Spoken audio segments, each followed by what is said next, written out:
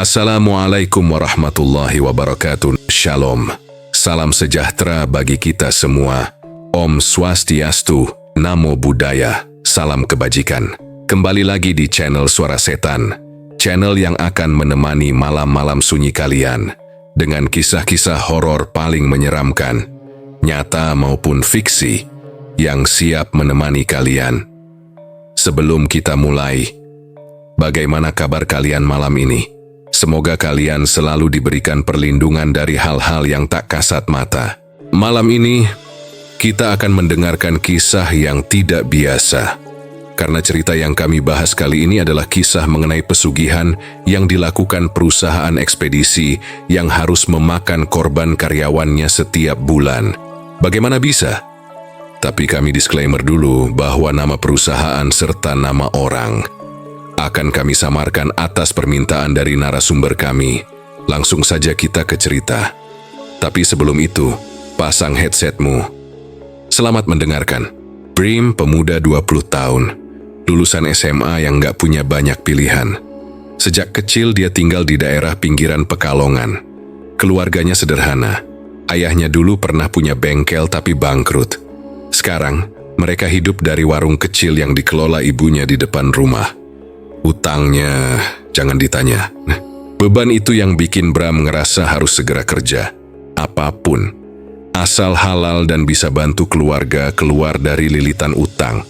Dia sudah nyoba daftar di pabrik, toko, bahkan sempat mau jadi kuli bangunan.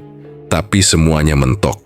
Alasannya klasik, gak ada pengalaman, atau kuotanya sudah penuh. Sampai akhirnya suatu malam Bram lihat lowongan kerja yang nggak terlalu banyak diketahui orang.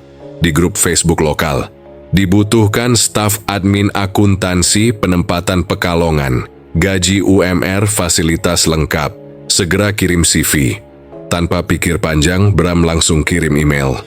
Paginya langsung dibalas. Interviewnya singkat. Lokasinya nggak jauh dari alun-alun kota. Nama perusahaannya PT Ekspedisi Malam. Waktu Bram lihat namanya, dia agak bingung. Kenapa malam? Tapi dia nggak terlalu mikirin. Yang penting kerja. Pewawancaranya dingin tapi sopan. Orang Jakarta, dia bilang ini hanya kantor cabang kecil. Pusatnya ada di Jakarta Barat. Dan karena ini ekspedisi kendaraan, jam kerjanya agak panjang. Tapi tenang, katanya kerjaannya cuma administratif. Nggak capek-capek amat. Brim nggak nanya banyak. Dia takut kelewatan kesempatan. Apalagi pas dikasih tahu bahwa kandidat lain sudah banyak. Jadi dia langsung setuju untuk bekerja besok dan melakukan tanda tangan kontrak besoknya. Saat itu juga Bram langsung diperkenalkan ke Wahyu, selaku orang yang akan bekerja sama dengan Bram. Malam itu, Bram melihat suasana kantor terasa aneh, sepi. Padahal bangunannya cukup besar. 3 lantai, dengan parkiran luas di depan. Wahyu kelihatan ramah, walau wajahnya agak murung. "Kamu Bram ya? Akhirnya ada juga yang baru," katanya pelan. Seolah-olah bukan banyak yang daftar tapi memang nggak ada yang bertahan. Di kantor itu saat itu ia cuma melihat Wahyu. Katanya sih, supir-supir ekspedisi jarang masuk ke kantor. Mereka langsung kerja dari gudang belakang, atau diberangkatkan dari Jakarta. Kadang ada 1-2 orang dari pusat datang, tapi cuma sebentar. Sisanya, sepi. Kayak gedung kosong, dinding kantornya bersih, rapi. Tapi rasanya seperti terlalu rapi. Lampu-lampunya nggak pernah dimatikan, bahkan siang hari. AC menyala terus. Hawanya selalu dingin, kadang menusuk sampai tulang. Brim sempat keliling sendiri. Dia lihat ada satu ruangan tapi lampunya mati. Di lorong belakang, gagang pintunya digembok dari luar. Di pintunya tidak ada label atau tulisan apapun. Wahyu sempat lihat Bram melirik ke ruangan itu, tapi dia cuma senyum kecil. "Ruangan itu nggak penting, emang nggak dipakai," ucapnya santai. Tapi ekspresi matanya beda, kayak menahan sesuatu. Namun Bram tidak berpikir aneh dan pamit pulang ke Wahyu. Keesokan harinya, di mana itu hari pertama Bram kerja, terasa seperti harapan baru. Tapi begitu sampai di meja resepsionis untuk menandatangani kontrak, perasaan itu mulai berubah. kontraknya cukup tebal. Bram membuka lembar demi lembar hingga sampai ke bagian peraturan internal.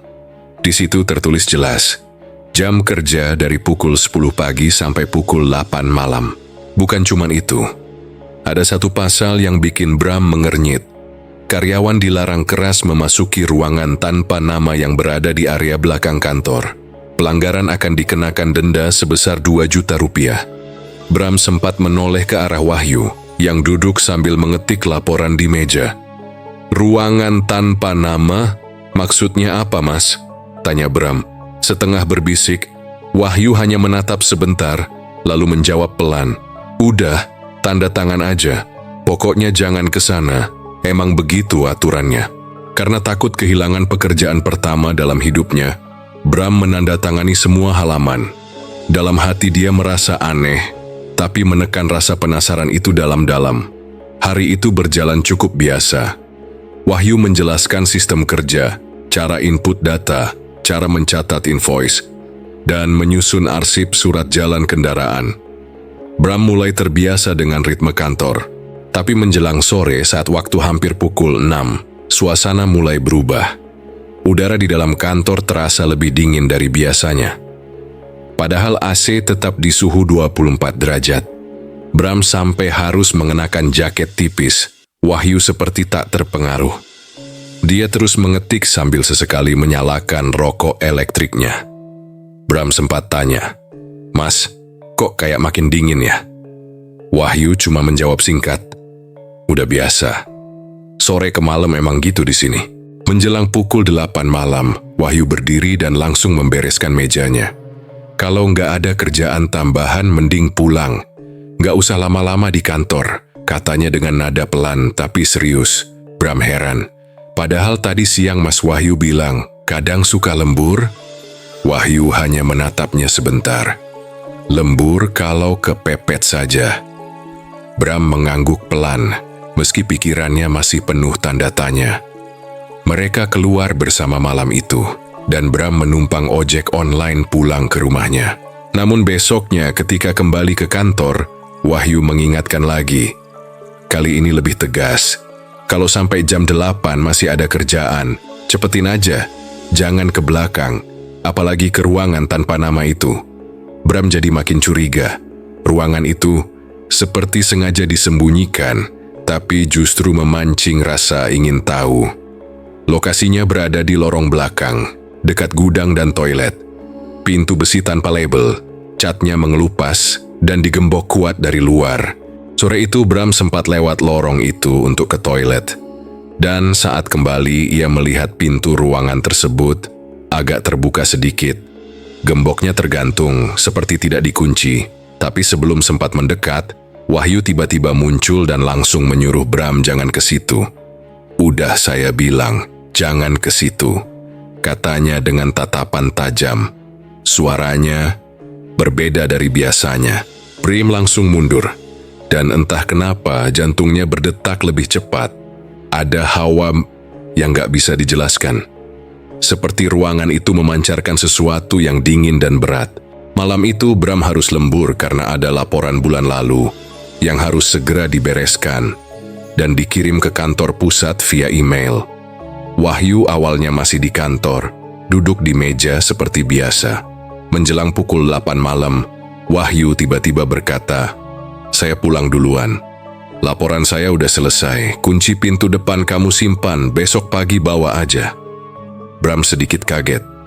"Loh, saya sendiri nih." Wahyu hanya angguk. "Cuma 1 jaman kan, nggak apa-apa. Tapi kalau ada suara-suara aneh nanti pura-pura nggak denger aja ya." Ucapan itu membuat Bram membeku. Suara aneh. Wahyu hanya menatapnya sebentar, lalu menepuk pundaknya pelan. "Kalau kamu pengen lama kerja di sini, pura-pura nggak denger." Setelah Wahyu pergi, Bram berusaha menyelesaikan pekerjaannya secepat mungkin. Tapi jam di dinding bergerak lambat, dan suasana kantor makin mencekam. Lampu masih menyala, tapi seperti tak mampu mengusir bayangan di sudut ruangan. Bram mengetik sambil sesekali melihat ke arah lorong belakang. Sunyi, sangat sunyi. Tiba-tiba, terdengar suara ketukan pelan dari arah gudang. Bram menoleh. Tidak ada siapa-siapa. Ia mencoba kembali fokus. Tapi suara itu terdengar lagi. Kali ini, lebih keras. Bram berdiri, kakinya gemetar. Ia berjalan pelan ke arah lorong, hanya sampai ujung. Tapi dari balik lorong, terdengar suara rantai diseret. Panjang, berat, beradu dengan lantai. Dan sesudahnya, jeritan pelan, seperti suara seseorang yang menahan sakit.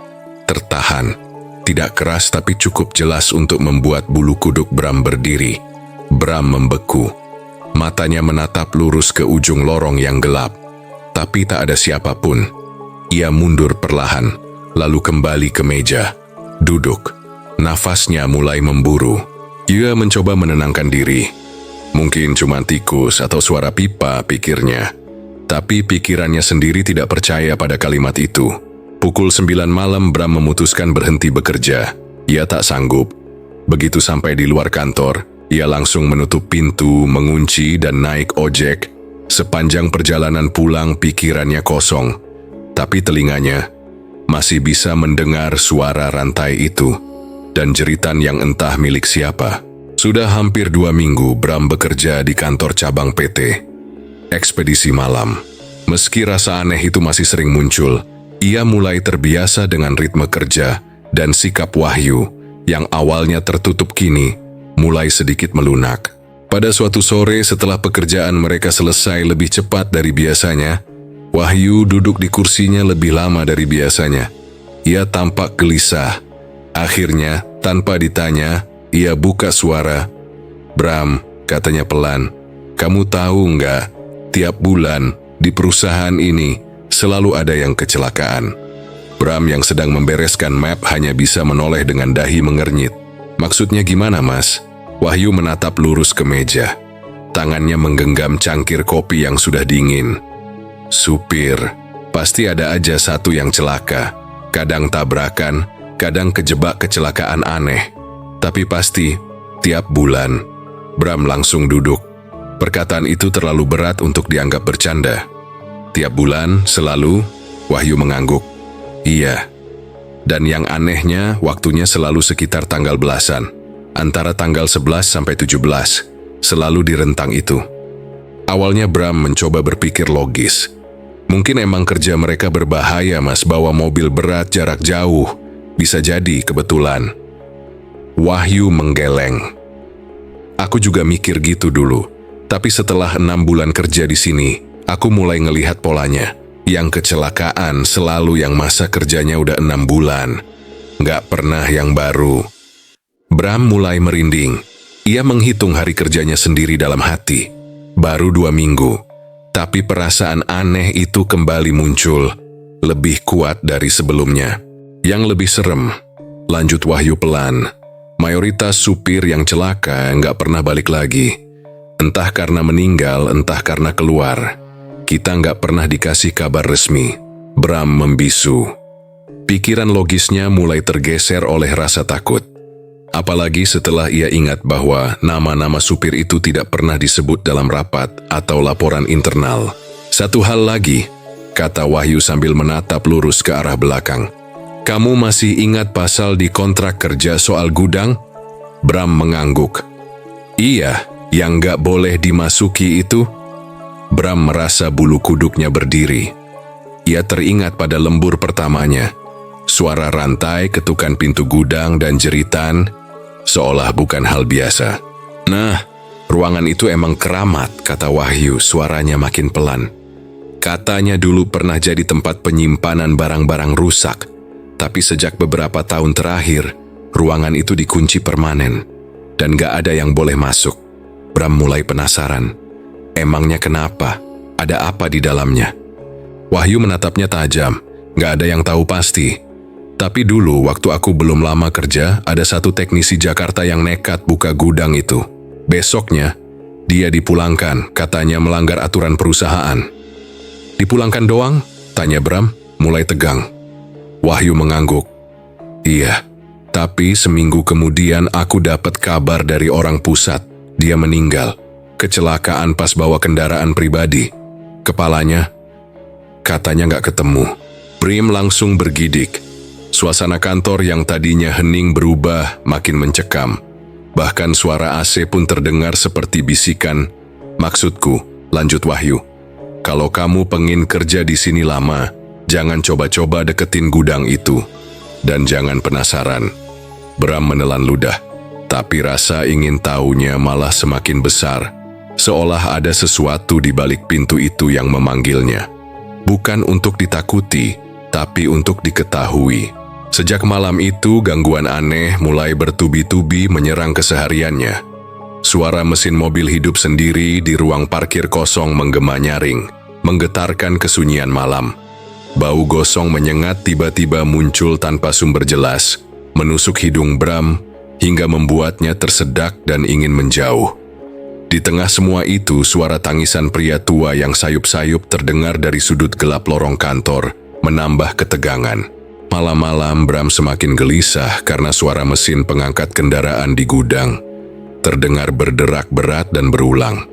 Setiap kali ia melongok keluar jendela, hanya ada gelap dan sepi tanpa jejak kendaraan maupun manusia. Suara itu seperti sebuah ritual misterius yang terus berlangsung. Bram tidak bisa mengerti apa yang sebenarnya terjadi, tapi perasaan diawasi dan ketakutan mulai merayapi pikirannya perlahan-lahan. Tak hanya suara dan bau, Bram juga mulai mengalami mimpi buruk yang intens dan berulang. Dalam mimpinya, ia terjebak di lorong gelap panjang yang sama dengan koridor kantor, dikejar sosok berdarah yang kehilangan tangan dan berjalan pincang. Bram berlari sekuat tenaga tapi tak mampu mengejar jalan keluar.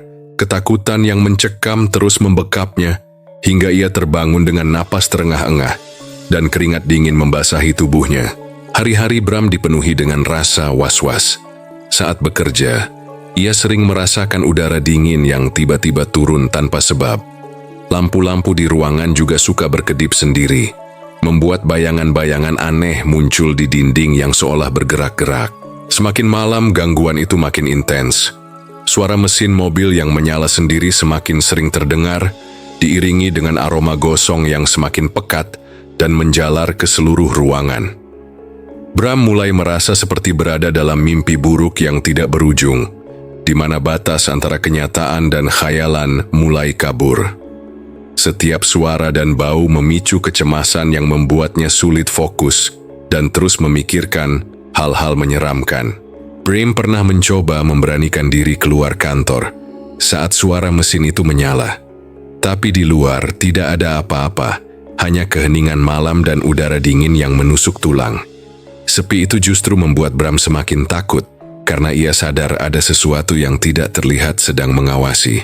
Bayangan gelap di sekitar gedung, seolah bergerak mengikuti langkahnya, membuat jantungnya berdebar kencang dan keringat dingin membasahi punggungnya. Salah satu kejadian paling mengganggu adalah saat Bram mendengar suara tangisan pria tua yang sangat pilu dan menyayat hati. Suara itu datang dari lorong sempit dekat gudang, bergema di sepanjang malam dan membuat Bram merinding. Ia penasaran ingin mencari tahu sumbernya, tapi rasa takutnya jauh lebih besar. Tangisan itu seperti jeritan jiwa yang terperangkap dalam kesedihan tanpa akhir, menambah misteri gelap di balik gedung. Bram juga mulai melihat hal-hal ganjil yang membuat bulu kuduknya berdiri. Lampu yang berkedip tiba-tiba padam dan menyala lagi tanpa sebab. Komputer tiba-tiba restart sendiri saat Bram sedang mengetik, seolah ada tangan tak terlihat yang bermain-main. Ponselnya berdering di malam hari tanpa ada panggilan masuk, hanya suara bisikan samar yang tidak bisa dimengerti. Semua tanda itu semakin menekan mental Bram. Rasa cemas Bram semakin menumpuk ketika Wahyu, satu-satunya teman kerja yang mulai terbuka, tiba-tiba tidak masuk. Saat itu Bram harus menjaga kantor sendirian, di tengah suasana yang semakin mencekam. Lorong kantor yang biasanya sepi berubah menjadi tempat yang penuh ketegangan.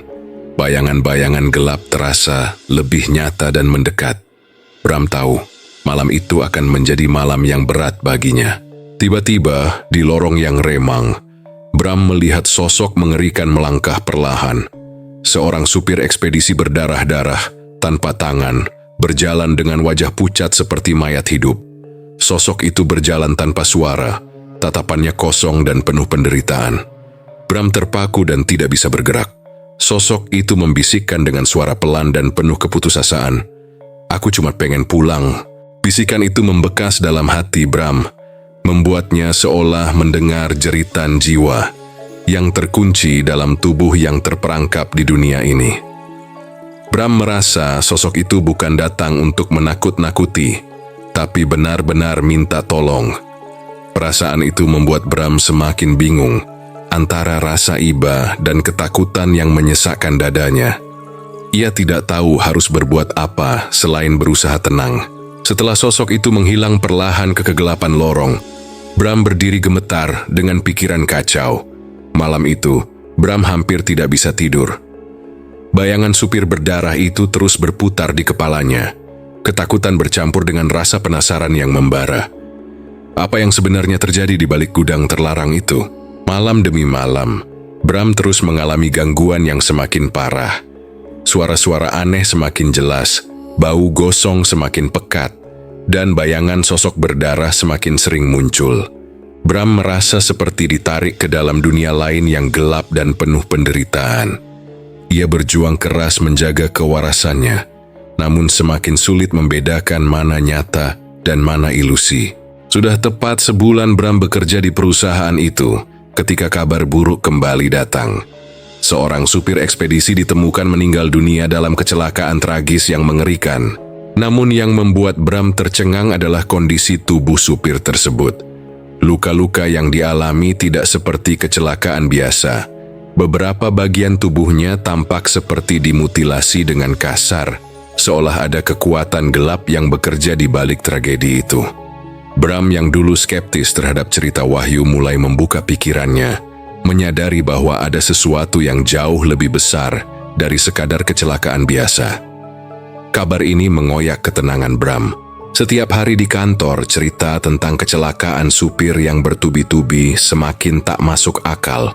Supir yang sudah bekerja lebih dari 6 bulan biasanya menjadi korban berikutnya. Pola kecelakaan itu hampir selalu terjadi dalam waktu yang sama setiap bulan.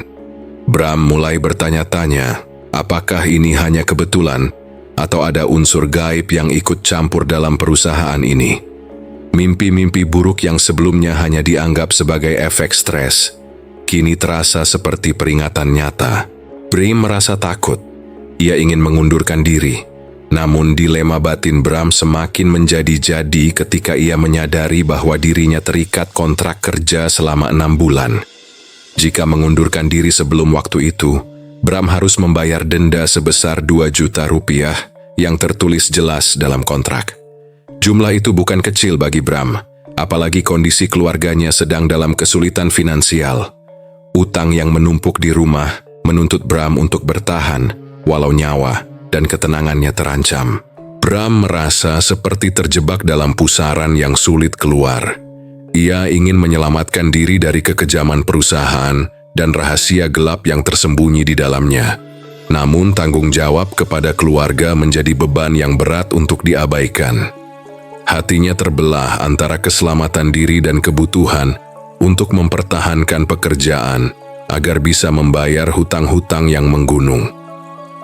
Dilema ini membuat Bram sering terjaga di malam hari, bergumul dengan ketakutan dan rasa putus asa. Selain itu, Bram mulai percaya bahwa di balik semua kejadian tragis itu, ada unsur pesugihan yang selama ini hanya ia anggap tahayul belaka.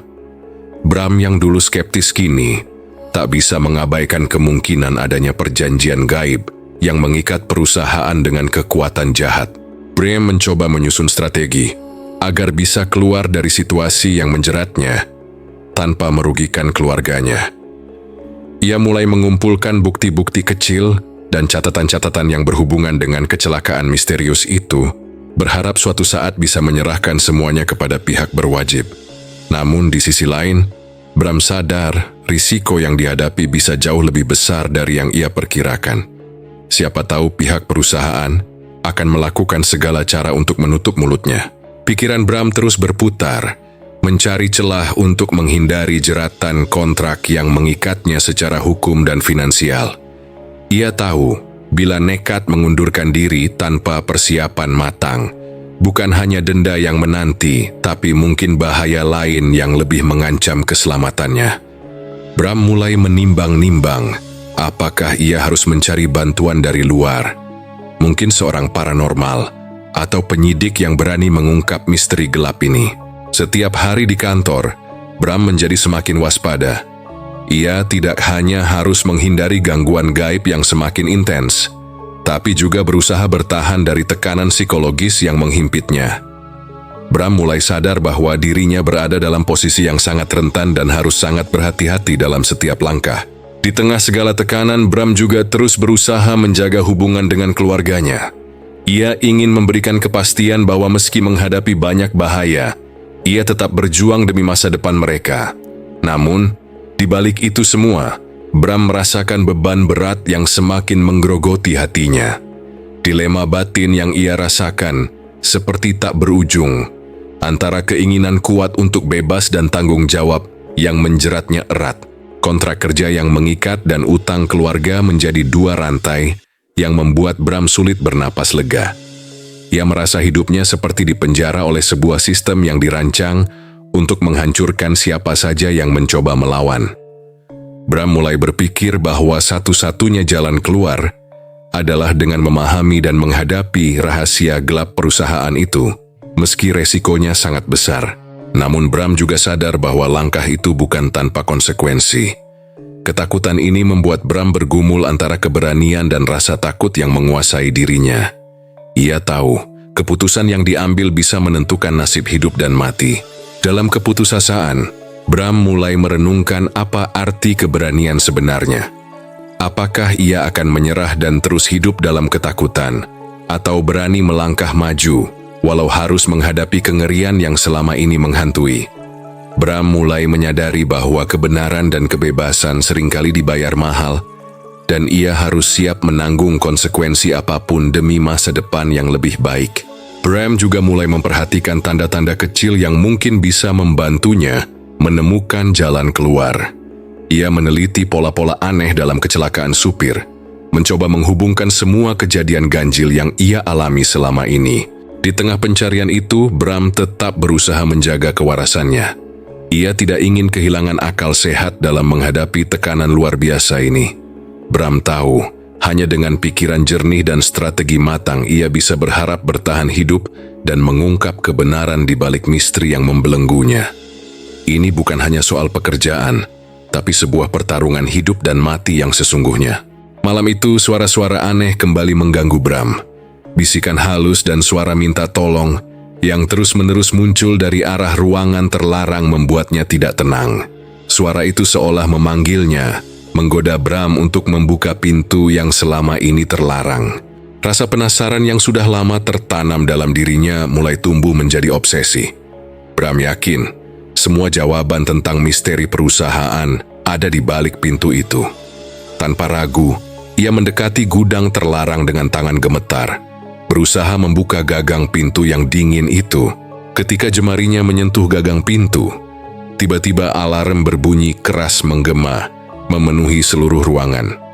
Suara sirin yang nyaring dan lampu merah yang berkedip-kedip menyadarkan Bram bahwa dia telah melanggar batas. Jantungnya berdegup kencang, panik bercampur rasa takut. Bram mencoba melepas tangannya dari gagang pintu, namun suara alarm tetap menggema tanpa henti. Saat itulah, dari balik bayangan lorong, muncul sosok pria tegap yang berjalan mantap mendekatinya. Pria itu mengenakan setelan rapi dan wajahnya serius, penuh wibawa. Ia memperkenalkan dirinya sebagai Pak Wono, salah satu petinggi perusahaan yang selama ini jarang terlihat. Bram merasa seperti seluruh tubuhnya membeku. Pak Wono menatap Bram dengan pandangan tajam dan suara dingin yang membuat bulu kuduk meremang. "Kamu tahu betul bahwa membuka ruangan ini bukan hal yang bisa dianggap remeh," ujarnya dengan tegas. Bram merasa seolah kesalahan kecilnya itu baru saja mengundang bahaya besar. Pak Wono melangkah lebih dekat, suaranya menjadi lebih rendah dan penuh ancaman. "Kami tahu siapa kamu, Bram. Kami juga tahu tentang keluargamu. Jangan pikir kamu bisa main-main dengan aturan perusahaan ini tanpa konsekuensi." Bram terkejut mendengar nama keluarganya disebut begitu gamblang. Itu berarti dia sudah diawasi sejak lama, bukan hanya pekerja biasa yang mudah dilupakan. Ancaman yang dilemparkan terasa sangat personal, bukan sekadar peringatan kosong. Ancaman Pak Wono membuat Bram sadar bahwa dia sudah menjadi target utama dalam permainan berbahaya ini. Setiap langkah yang ia ambil kini diawasi ketat. Bram merasakan tekanan luar biasa, bukan hanya dari lingkungan kerja, tapi juga dari kekuatan gelap yang selama ini tersembunyi. Pak Wono memperingatkan bahwa konsekuensi dari ketidaksopanan ini bukan hanya soal pekerjaan, melainkan keselamatan dirinya dan keluarganya yang dipertaruhkan. Bram mulai merasakan seberat apa taruhannya. Di tengah ketegangan itu, Bram mencoba menenangkan diri dan mengatur napas. Ia tahu bahwa dirinya telah melangkah terlalu jauh, namun rasa ingin tahu dan kebutuhan untuk mengungkap kebenaran jauh lebih kuat daripada rasa takut. Pak Wono mengancam bahwa jika Bram terus memberontak, maka malapetaka tidak hanya akan menimpa dirinya sendiri, tapi juga orang-orang yang ia sayangi. Bram terdiam, menyadari betapa serius situasi yang kini menjeratnya. Pak Wono lalu meninggalkan Bram dengan sebuah pesan dingin. Kamu punya waktu untuk berpikir, tapi ingat, kami selalu mengawasi. Jangan buat kami mengambil tindakan yang tidak ingin kamu lihat. Setelah sosok itu menghilang dalam gelap, Bram terpaku di tempat. Tubuhnya gemetar bukan hanya karena takut, tapi juga karena kesadaran bahwa hidupnya kini tidak akan pernah sama lagi. Ia sadar, perlawanan terhadap perusahaan ini bukan hal mudah. Bram yang sebelumnya hanya penasaran kini harus menghadapi realita pahit bahwa dia telah menarik perhatian pihak yang berkuasa di perusahaan tersebut. Ia mulai merasa ada dinding besar yang menghalangi jalannya, sebuah sistem rahasia yang tidak segan membungkam siapapun yang berani melawan. Ancaman Pak Wono membuka mata Bram bahwa kekuatan di balik perusahaan ini jauh lebih gelap dan berbahaya daripada yang pernah ia bayangkan. Di balik semua itu, Bram juga mulai merasakan adanya tekanan batin yang luar biasa. Ia harus memutuskan apakah akan terus berjuang mencari kebenaran meski resikonya mengancam nyawa, atau mundur demi keselamatan dirinya dan keluarganya. Namun ancaman yang sudah menyentuh orang terdekatnya membuat Bram semakin sulit mengabaikan misteri yang membayangi. Bram kini berada di persimpangan antara keberanian dan ketakutan yang membelenggunya. Ketegangan meningkat saat Bram sadar bahwa pengawasan terhadap dirinya tidak hanya terjadi di kantor, tapi juga di luar pekerjaan. Setiap langkahnya tampak diperhatikan, dan informasi tentang keluarganya menjadi alat tekanan yang ampuh.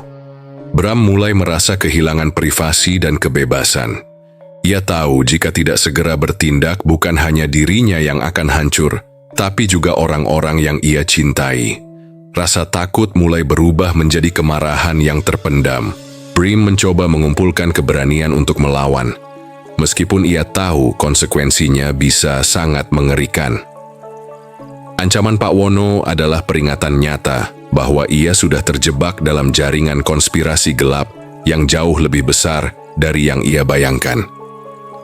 Bram merasa seperti berada di ujung jurang, antara menyerah dan bertarung.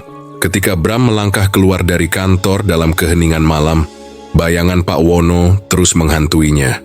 Bram merasakan beban berat di pundaknya, bukan hanya soal pekerjaan tapi juga keselamatan hidup dan masa depan keluarganya. Malam berikutnya, Bram tak bisa menahan rasa penasarannya yang sudah memuncak. Meski ingat ancaman Pak Wono dan nasihat Wahyu, ia memutuskan untuk memberanikan diri. Diam-diam, Bram mencari panel kontrol alarm dan mematikannya dengan hati-hati. Nafasnya tertahan, jantung berdetak cepat saat ia melangkah ke arah pintu ruangan terlarang yang selama ini menjadi misteri terbesar. Tangan gemetar saat menggenggam gagang pintu dingin dan perlahan membuka pintu tersebut. Ruangan yang terbuka di hadapannya sangat luas dan sunyi. Tidak ada cahaya terang, hanya temaram lilin yang berkedip di beberapa sudut. Debu menutupi hampir seluruh permukaan, seolah tempat ini sudah lama tak tersentuh. Di sepanjang dinding, terlihat deretan foto-foto hitam putih yang dipajang rapi. Foto-foto itu adalah wajah-wajah para karyawan yang selama ini tak pernah lagi terlihat. Semuanya adalah mantan supir yang konon sudah meninggal secara misterius. Brim semakin terpaku ketika matanya menelusuri foto-foto tersebut. Di urutan terakhir, ada 2 foto yang membuat Bram hampir kehilangan napas. Satu adalah foto Wahyu, rekan kerjanya yang selama ini terlihat santai, dan yang kedua adalah foto dirinya sendiri. Bram merasakan dingin menusuk tulang punggungnya. Di tengah ruangan, lilin menyala dan asap dupa yang masih mengepul samar menambah suasana mencekam. Brim langsung berpikir apakah waktu kerja 6 bulan itu bukan sekadar masa percobaan, tapi batas waktu untuk tumbal yang akan dijatuhkan. Brim merinding, takut bahwa giliran berikutnya memang dia. Kepanikan mulai merayapi pikiran Bram. Ia menyadari selama ini ia bukan hanya karyawan biasa, tapi sudah masuk dalam daftar korban ritual pesugihan yang dilakukan perusahaan ini untuk menjaga keberuntungan dan kekayaan mereka. Bram hampir pingsan, langkahnya bergegas ingin keluar dari ruangan yang dingin itu. Namun baru saja ia menutup pintu, bayangan gelap mulai bergerak dari sudut ruangan. Suara-suara lirih terdengar di telinganya, seolah-olah ada yang ingin berkomunikasi.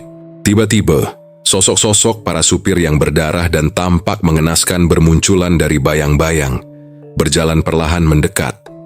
Wajah mereka pucat dan luka-luka parah, namun ekspresi mereka bukan menakutkan, melainkan penuh harap dan kesedihan. Mereka menyeret tubuh mereka sendiri yang seolah berat datang menghampiri Bram dengan suara serak yang menggetarkan hati.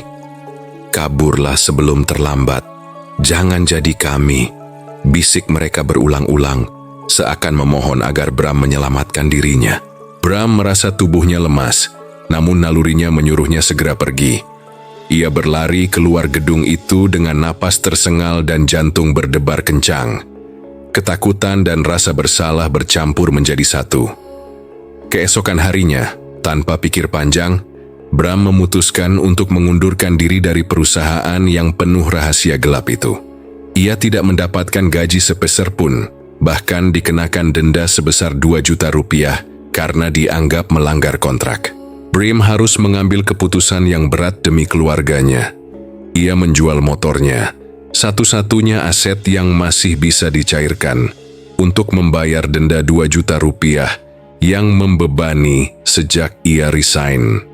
Selain itu, uang hasil penjualan juga digunakan untuk membantu melunasi sebagian utang orang tuanya yang menumpuk. Bram berharap dengan pengorbanan besar ini, hidupnya bisa sedikit lebih tenang dan jauh dari bayang-bayang kelam perusahaan itu. Namun harapan Bram untuk hidup tenang sirna begitu saja beberapa minggu setelahnya. Ia menerima kabar buruk yang membuat hatinya semakin remuk. Seorang supir ekspedisi ditemukan tewas di pinggir jalan, tertabrak truk pengantar mobil yang melaju kencang tanpa kendali. Yang lebih mengejutkan, ciri-ciri korban sangat mirip dengan Wahyu, rekannya yang dulu selalu menasihatinya. Bram sulit mempercayai kenyataan itu. Dalam keputusasaan, Bram menghubungi nomor telepon Wahyu. Ibunya yang menjawab suara Bram dengan nada sedih dan pasrah mengonfirmasi kabar tersebut. Wahyu memang telah tiada, menjadi korban selanjutnya dari misteri gelap yang selama ini membayangi perusahaan ekspedisi itu. Bram merasa seperti bagian dirinya ikut mati bersama rekannya itu, diselimuti oleh rasa bersalah yang terus menghantui pikirannya. Bayangan Wahyu, dengan wajah pucat dan tubuh berdarah, terus menghantui Bram di setiap sudut pikirannya.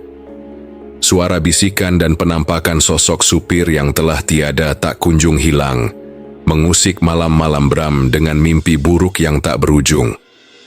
Bram menyadari bahwa meskipun dirinya telah keluar dari pekerjaan itu, kegelapan yang menjerat perusahaan itu masih terus berjalan, menjebak korban-korban baru dalam pusarannya. Trauma dan rasa bersalah menggerogoti jiwa Bram. Ia merasa menjadi saksi sekaligus korban yang beruntung lolos dari nasib tragis. Namun keberuntungan itu membawa beban berat, karena Bram tahu ada banyak jiwa yang tidak seberuntung dirinya. Perusahaan yang selama ini tampak biasa di luar, ternyata adalah sarang pesugihan yang mengorbankan manusia demi keuntungan besar. Bram tidak bisa berhenti memikirkan hal itu. Di malam-malam sepi, Bram sering termenung menatap langit gelap, mengenang wajah Wahyu dan para supir. Sosok-sosok itu terus menghantui hidupnya, menjadi pengingat bahwa dunia ini penuh dengan misteri yang tak semua orang berani ungkap. Bram tahu, keberaniannya untuk melawan sistem itu belum berakhir, meskipun fisiknya sudah keluar dari perusahaan. Meski selamat, Bram hidup dalam ketakutan yang tak berkesudahan. Ia tidak bisa melupakan aroma anyir dan suara rantai yang dulu sering terdengar dari gudang rahasia itu. Kisah kelam itu telah membekas dalam dirinya, membuatnya terjaga di malam hari dan waspada pada setiap suara kecil. Bram berharap suatu hari nanti kebenaran akan terbuka lebar dan rantai kutukan perusahaan itu bisa diputus tanpa ada korban lagi. Namun sampai saat ini, Bram hanya bisa berdoa dan berharap agar dirinya dan keluarganya tetap aman. Ia terus dihantui rasa bersalah karena merasa tidak mampu menyelamatkan Wahyu dan para korban lain. Bram menyadari pesugihan di perusahaan itu masih berjalan, bahkan mungkin semakin kuat, dengan korban-korban baru yang belum diketahui banyak orang. Ia tahu, kegelapan itu tidak mudah dilawan sendirian. Cerita Bram ini mengingatkan kita bahwa terkadang apa yang tampak biasa di permukaan bisa menyimpan rahasia kelam yang jauh lebih dalam dari yang kita bayangkan. Ketika tergoda oleh janji mudah dan keuntungan instan, kita harus selalu berhati-hati agar tidak terjebak dalam lingkaran gelap yang sulit dipecahkan. Pesugihan dan praktik kegelapan yang mengorbankan sesama manusia mengajarkan kita pentingnya integritas, keberanian untuk menolak hal-hal yang merusak, dan kesadaran untuk menjaga diri dari godaan yang berbahaya. Bram memilih untuk berani melangkah keluar, walau dibayangi ketakutan dan risiko besar.